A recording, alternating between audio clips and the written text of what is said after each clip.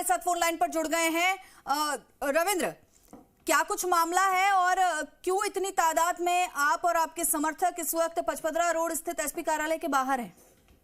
मैं आपको बताना चाहूंगा कि कल होने वाले चुनाव के अंदर कल जो चुनाव हुए हैं उसमें कई सारे लोगों को, निर्दोषों को अननेसेसरी डिटेन किया गया है। कई लोगों के साथ मारपीटें हुई है, कई सारी वारदातें हुई है। अभी तक किसी की भी कोई गिरफ्तारी नहीं हुई है। और सबसे बड़ी चीज की जो न्यूसेंस करने वाले लोग थे उन्होंने पुलिस की मौजूदगी के अंदर न्यूसेंस किया और पुलिस ने कहीं ना कहीं सपोर्ट किया, प्रशासन ने सपोर्ट किया। तो हम सब इसलिए आए हैं कि आप उनको गिरफ्तार करें और जो निर्दोष है, जिनको अननेसेसरी आपने डिटेन किया, आप उनको फ्री करें। उनकी व्हीकल्स को आपने डिस्टर्ब किया, आप जो लोग बाहर से प्रवासी जो वोट देने आ रहे थे आपने उनको डिस्टर्ब किया। तो कहीं ना कहीं लॉ एंड ऑर्डर की कल जो धज्जियां उड़ी है, हम उसके विरोध में हम सभी हैं। बिल्कुल रविंद्र, यहाँ पर देखिए एक बात और है कि कल हरीश चौधरी ने भी आरोप लगाए थे कि आपके समर्थकों द्वारा बूथ कैप्चरिंग का प्रयास किया गया है।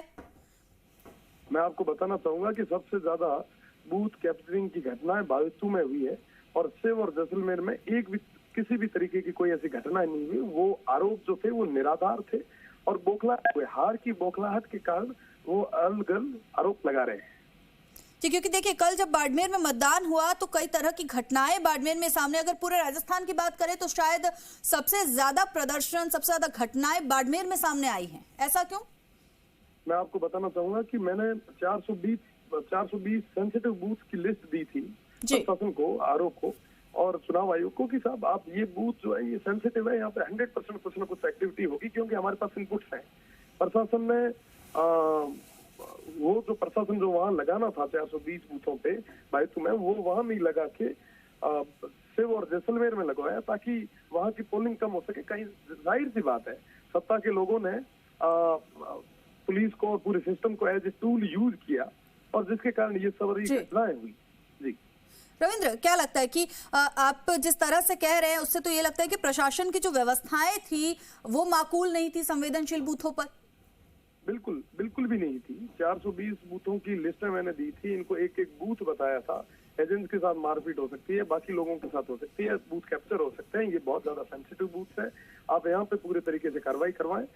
पर जाहिर सी बात है कि उन्होंने इस तरफ ध्यान दिया नहीं। अगर ध्यान दिया होता तो शायद बाड़मेर और थार का ये सौहार्द है ये बना रहता। वैसे हम थार के सौहार्द को और भाईचारे पे किसी भी तरीके के आंच नहीं आने देंगे। कई सारे लोगों ने ये प्रयास किया कि ये चुनाव विकास और मुद्दों पे न होकर जातिवाद पे आए, पर साहब मुझे पूरा भरोसा है यहाँ की जनता पे कि उन्होंने विकास पे वोट दिए होंगे, मुद्दों पे वोट दिए होंगे। देखिए रविंद्र, अगर बूथ कैप्चरिंग की बात आती है तो ये वाकई में एक बड़ी घटना होती है और साथ ही साथ अब आपसे ये जानना चाहूंगी कि धरना प्रदर्शन आप कर रहे हैं, आपके समर्थक वहां पर मौजूद है, अब क्या कुछ मांग है? सबसे बड़ी चीज कि जो भी आरोपी है उनकी जल्द से जल्द गिरफ्तारी हो, जिन्होंने ऐसी मारपीटें की है, जिन्होंने बूथ कैप्चरिंग की है और वो दोषी है उनके खिलाफ सख्त से सख्त कार्रवाई हो। अभी तक किसी तरीके की ऐसी कोई कार्रवाई नहीं हुई। और सबसे बड़ी चीज की जो निर्दोष है, जिन लोगों का कोई कसूर नहीं है, आप उनको अभी तक डिटेन करके बैठे हैं। चुनाव हो गए, सब चीजें हो गई, सब नेता अपने अपने घर जाके सो गए, पर उन बच्चों को आप अभी तक परेशान कर रहे हैं, ये ठीक नहीं। जी शुक्रिया रविंद्र हमारे साथ जुड़ने के लिए और अपनी पूरी बात यहाँ पर रखने के लिए।